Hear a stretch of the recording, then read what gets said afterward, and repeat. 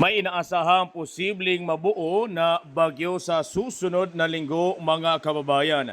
Ito yung makikita po natin sa may eastern side, yung circulation na yan mga ka-great. Pero sa senaryo na atin pong ipakita sa inyo, yung kanyang direksyon ay mukhang papalayo mga ka-great. Ito yung sa PEDSA na in advance by August 21, araw po yan ng Biyernes.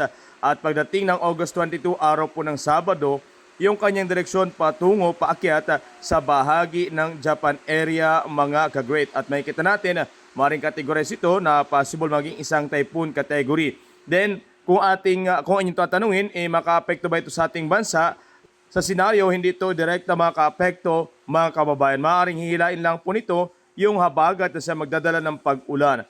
And then ito po makikita natin by August 25, unti-unting pabalik sa eastern side mga kababayan at maaaring ang tumbok muli sa bahagi ng Japan or palayo mga kababayan.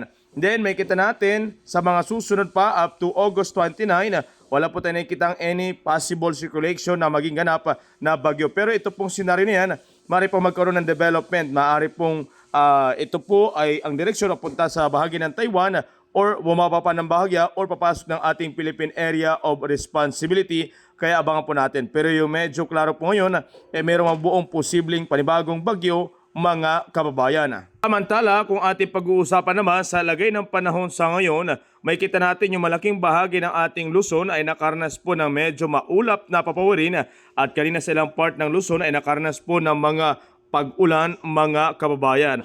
Sa ngayon pag-uusapan natin dito po sa ilang part na area po ng ating Gataran area, bahagi ng Alapacan o itong Alakapan, part ng Baluyan, Flora, itong part ng ating Matagusi. Ito po ay possible makarnas po ng maulap at pag-ulan.